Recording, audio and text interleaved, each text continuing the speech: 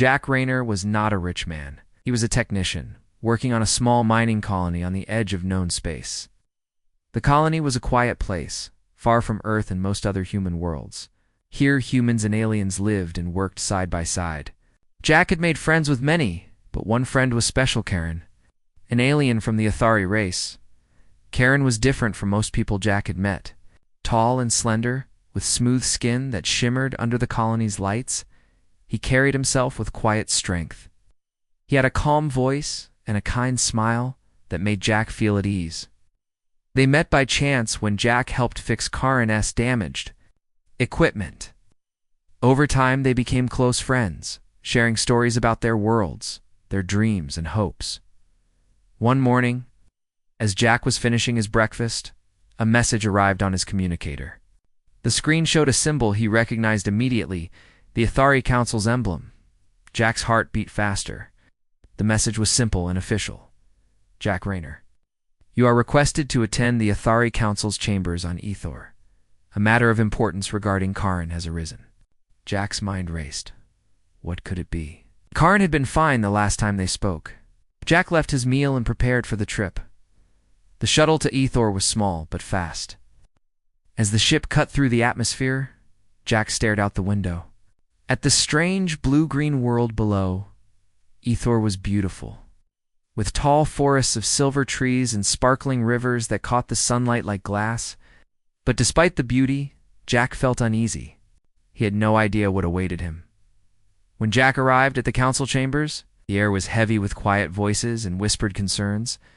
He was led into a large room where the council members sat on high chairs arranged in a circle. Their faces were serious and watchful.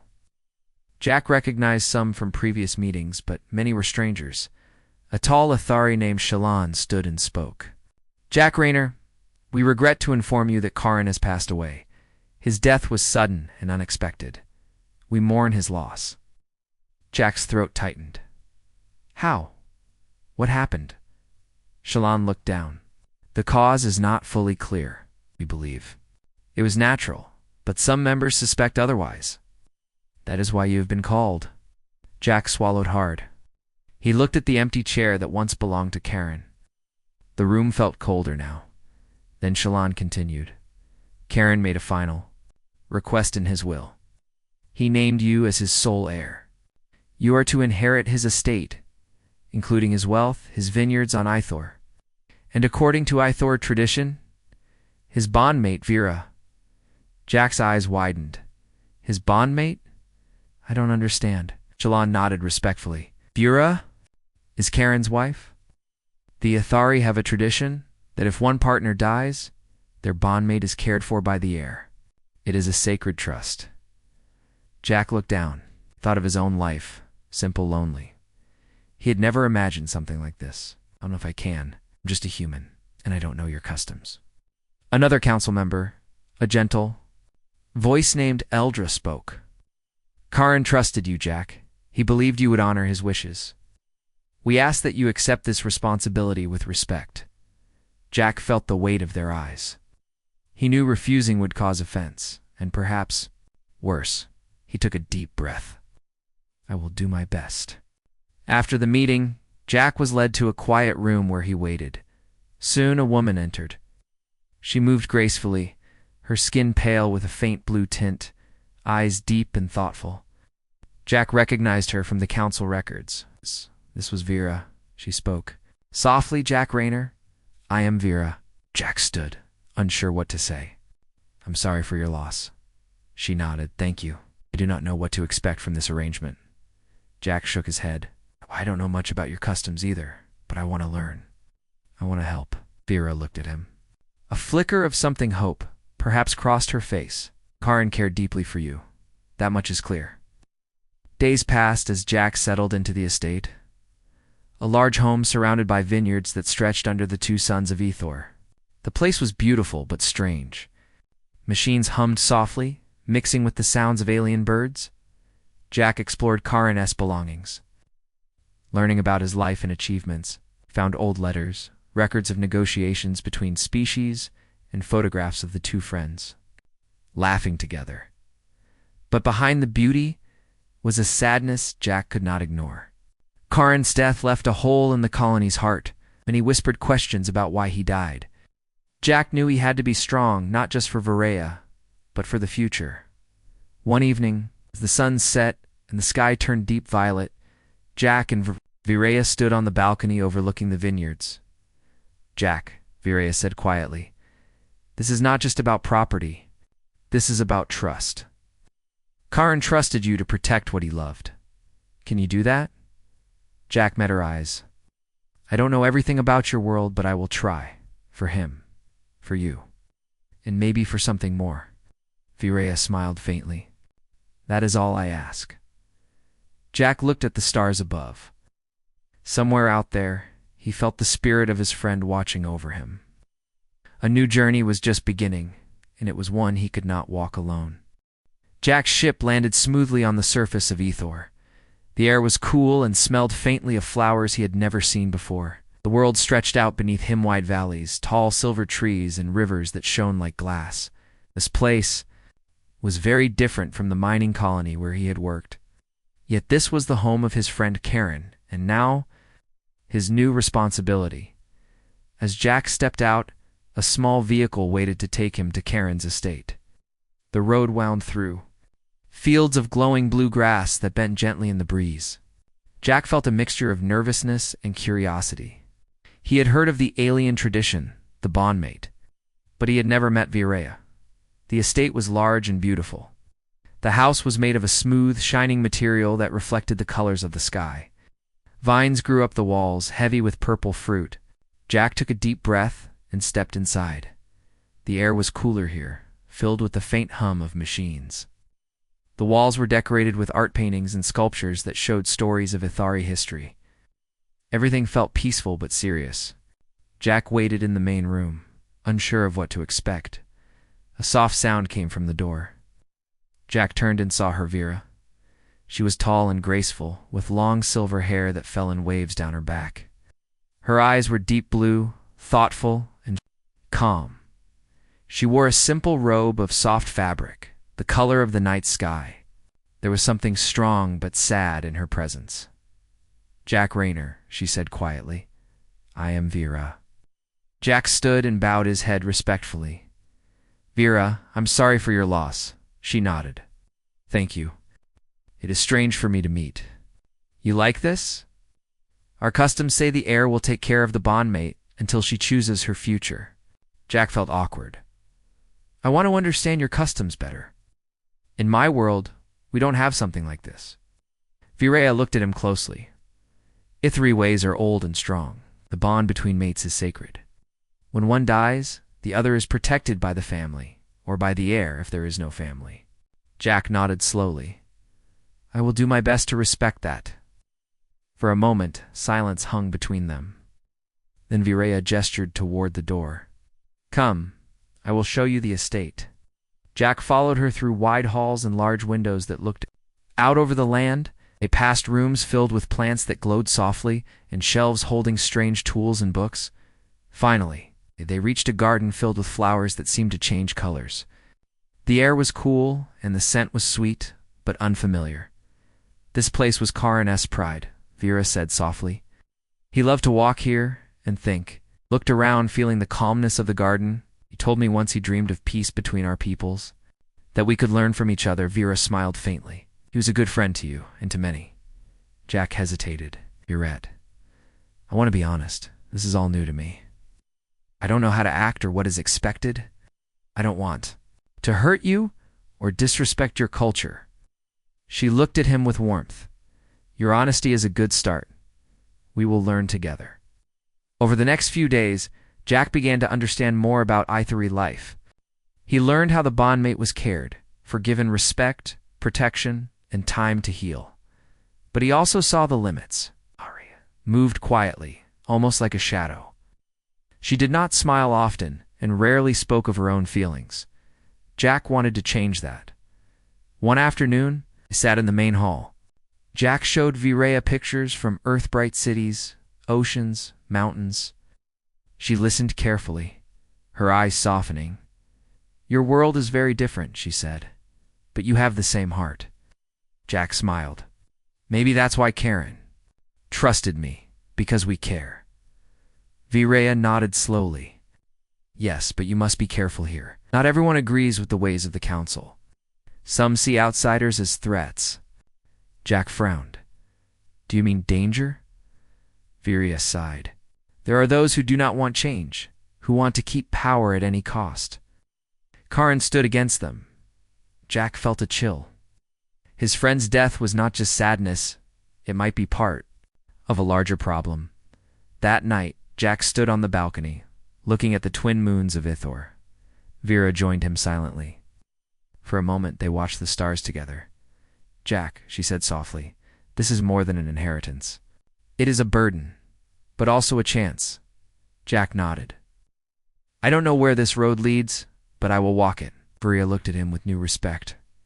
Good, you are stronger than you seem. As the moons moved across the sky, Jack felt something. Knew a hope that even in this strange world, friendship and trust could build something greater. The next morning, Jack found a small, hidden room in the estate.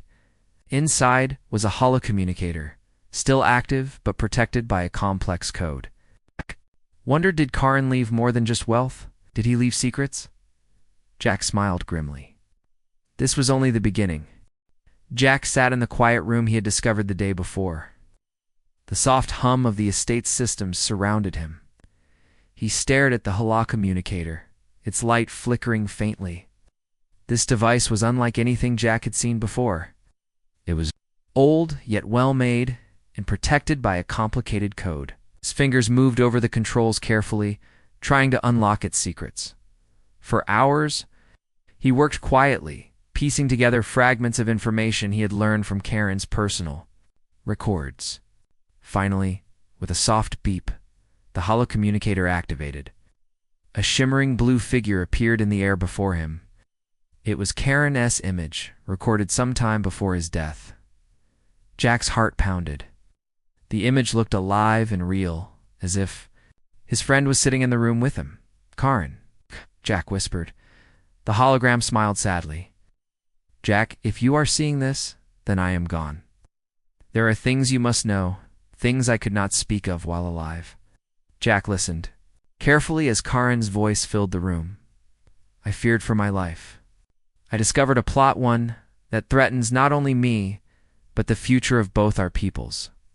There are members of the Athari Council who seek power through lies and destruction. They are willing to start a war to keep control. Jack felt a chill. Why didn't you tell me sooner? Karen's image looked tired. I had to protect you. They watched closely. But I trusted you more than anyone. Jack's mind raced. His friend had been killed, but it might not have been natural. Someone wanted to silence Karen? Jack, use the codes I left you. Find the truth. Protect Virea. Get the peace. The hologram faded slowly, leaving Jack alone in the dark room. Jack stood, feeling the weight of responsibility pressing down on him. He had been given more than wealth and a home. He had been given a mission. He found Virea in the garden. She was tending the glowing flowers, her expression calm, but her eyes alert. Virea, Jack said quietly. I found a message from Karen.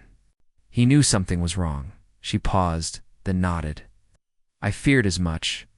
There are those who want to keep the old ways, and they will do anything to stop change. Jack looked at her. We need to be careful. Karen was right, we are. In danger? Virea's voice grew firm. And we must find the proof. We must show the council the truth. Over the next days, Jack and Virea worked together. Using the codes Karen left, they accessed hidden files in the estate systems.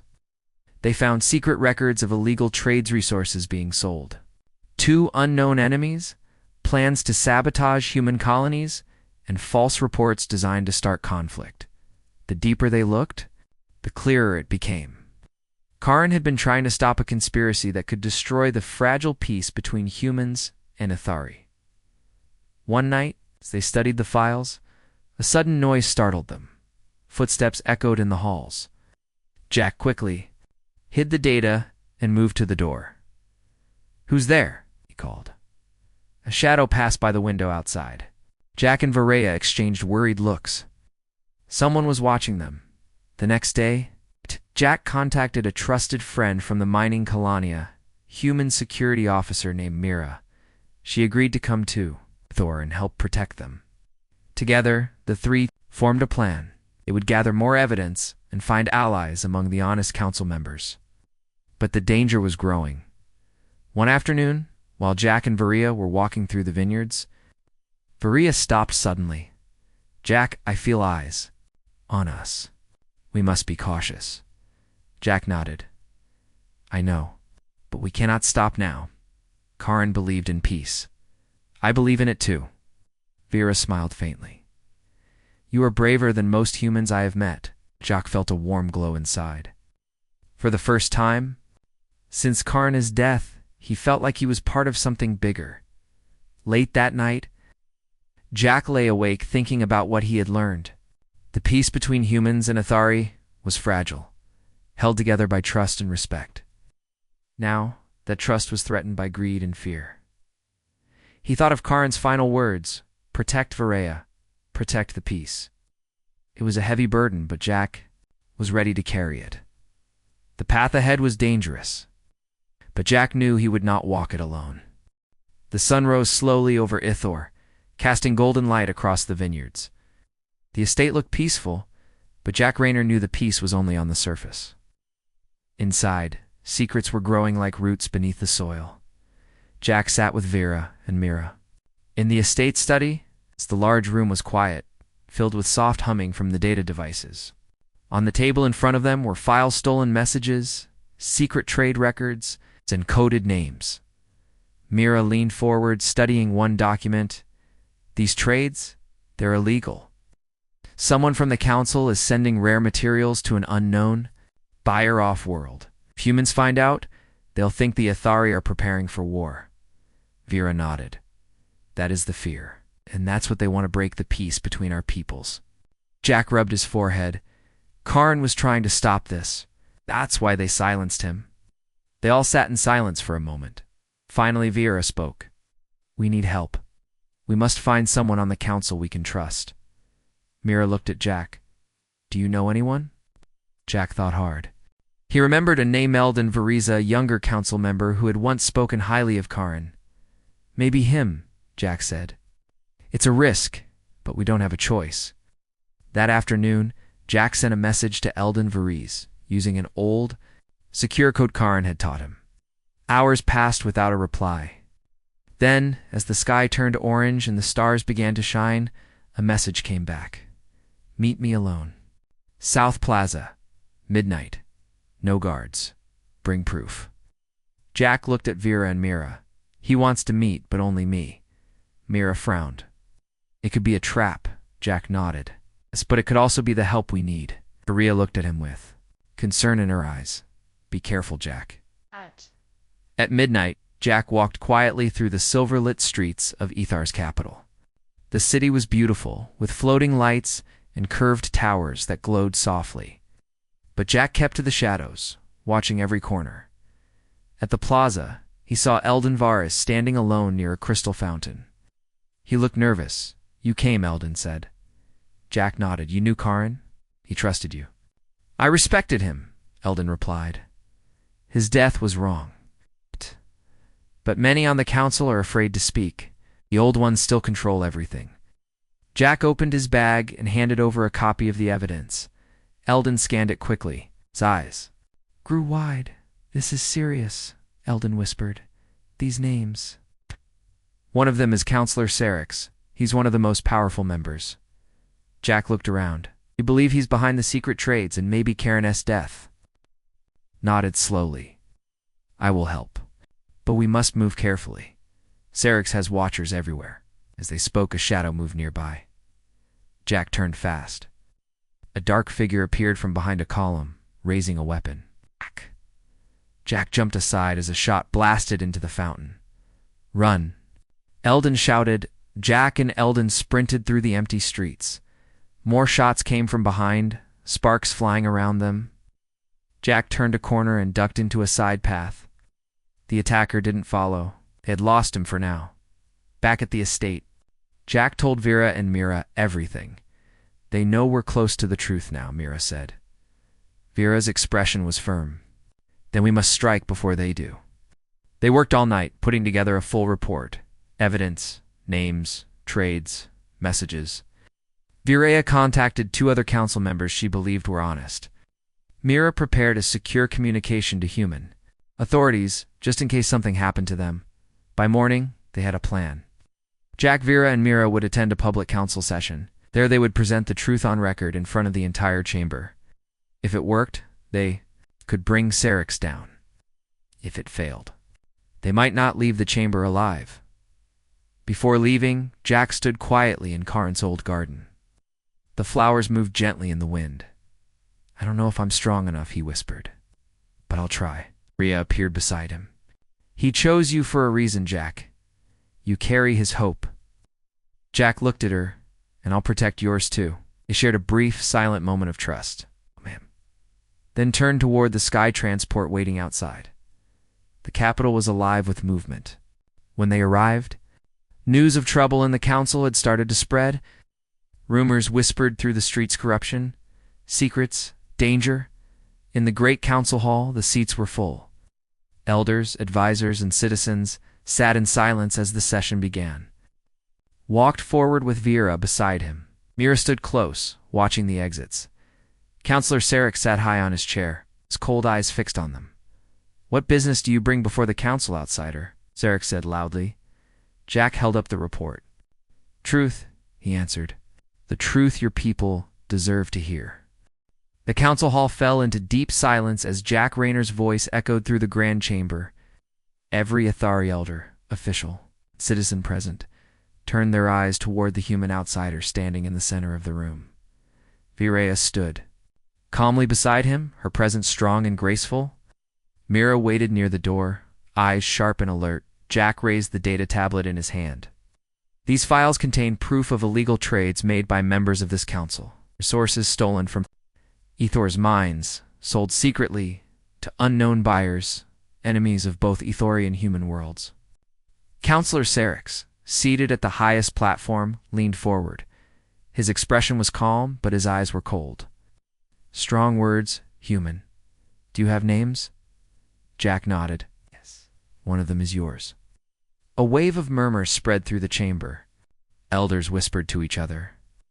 Even Syrinx's own advisors looked uncomfortable. Jack handed the tablet to one of the council's recorders. Screen lit up, showing images and reports messages between Syrinx and buyers, hidden trade routes. Stolen shipments. The truth was no longer hidden. Councillor Eldon Veras stood and spoke loudly. I support this claim. These files are real. I have verified them. Curran was investigating this before his death. I believe he was silenced. More whispers filled the air. Sirach stood slowly, his voice calm but dangerous. You accuse me of betrayal? I have served this council for 50 years, Jack answered firmly. Then why are your personal codes on those messages? Before Syrinx could respond, a loud alarm blared through the hall. Doors slammed shut. Guards ran to the front, but they didn't point weapons at Syrinx, they aimed at Jack, Virea, and Mira. Jack's heart sank. It's a trap, Mira said through gritted teeth. Syrinx raised his hand. This human brings lies, fake messages, and threatens our peace. He is not a hero, he is a spy. 2 guards grabbed Jack by the arms. Mira moved quickly, drawing a small device and pressing it against the floor. Smoke screen burst out. Covering their escape, Maria pulled Jack through the side hallway as Mira blocked the path behind them. Where do we go? Jack coughed as they ran through the narrow corridors. To the east wing, Maria shouted. There's an old transport tunnel. We can hide there. They ran through the twisting halls of the council building. The smooth floors and shining walls now felt like a prison. Behind them, voices shouted orders. Guards were close. At last, they reached a sealed metal door. Vera placed her hand on a scanner. It buzzed once and slid open. They rushed inside. Just as footsteps echoed down the hallway, they were in a narrow, dusty tunnel beneath the city. Lights flickered on as they moved deeper underground. Jack leaned against the wall, breathing hard. We were too fast, he said. Syrinx knew we'd come. Someone betrayed us. Mira nodded. Turned the whole council against you in seconds. Virea looked ahead, but not all of them. Eldon Varys believed us. Others may still come to our side. They walked nearly an hour through the quiet tunnels. At the far end was a small chamber filled with old equipment and abandoned security hub. They would be safe for a little while. That night, they sat together, exhausted but alive. Jack looked at the flickering light above. Karn tried to stop them. He died for it. Vera placed a hand on his shoulder, but he passed his. Fight to you, and you are still standing. Jack nodded slowly. But for how long? Suddenly, Mira's communicator beeped. She opened it and spoke quickly. Her face changed. It's Eldon Varys, she said. Dade escaped the council and sent a message. He says there are others who believe us. Protests are starting across the capital. Citizens are demanding answers. Jack stood. Then we still have a chance. Virea smiled. We need to show the people the full truth, not just documents, but Karan's message. Jack reached into his bag and pulled out the small holocommunicator from the estate. He recorded everything. His warning, his words. They need to hear him. They made a plan. Mira would contact human diplomats for help. Jack and Vera would reach the central broadcast tower. If they could upload Karen's message to the public channel, people of Ethar would see and hear the truth for themselves. But the road ahead was dangerous. Syrinx controlled the guards. Time was running out. Jack looked at the device in his hand. The image of Karen still burned in his mind. His voice. His trust. We're going to finish what he started, Jack said. Virea nodded. Together. Outside, Ethor was waking up not just to the morning sun, but to a new truth. One that could either destroy everything or change the future forever. The grand hall of the Athari Council was filled with tension. Jack Rayner stood before the assembly, flanked by Virea and Mira, despite being an outsider. Jack's voice was clear and steady as he addressed the council and the gathered crowd. The evidence you have seen cannot be ignored, Jack said. Corruption and lies have taken root in this chamber. Karan sacrificed everything to expose them. Now, it is our turn to finish the work he began.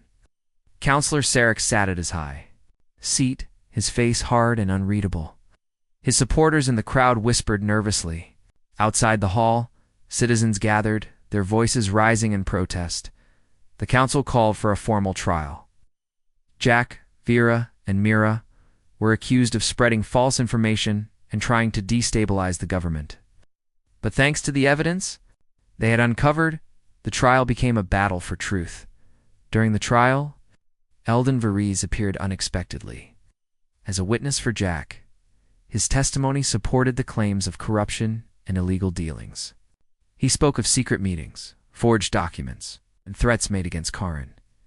As the trial continued, more evidence was presented. The secret trades, the plans to disrupt peace between humans and Ithari, and the corruption of council members became impossible to deny. Outside, the crowd grew restless.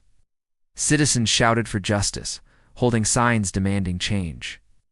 Some guards began to question their orders, uncertain whether to defend the corrupt leaders or listen to the people. Suddenly, a group of Ithari guards stepped forward, removing their helmets and declaring their loyalty to the truth. This small act inspired others, and soon many guards refused to support Syrinx and his allies. Inside the council hall, Syrinx's face tightened. His power was slipping. Vera stood with Jack, her eyes shining with hope. We are not alone anymore, she whispered. Jack nodded. Karan believed in this moment. Now it is ours. With growing support from the people and honest council members, the corrupt leaders were arrested. The trial ended with a decision to reform the government and investigate further. As the sun set over Ithar, the city celebrated a new beginning. Jack, Virea, and Mira were hailed as heroes who stood against darkness and brought light. Later, in the quiet of the estate, Jack looked at Virea. We did it. Karan's dream is alive. Virea smiled softly. Yes, but this is only the start. Jack took her hand gently. Together, we can build a better future. The stars shone brightly above Ethor, promising hope and peace for both humans and Ethori.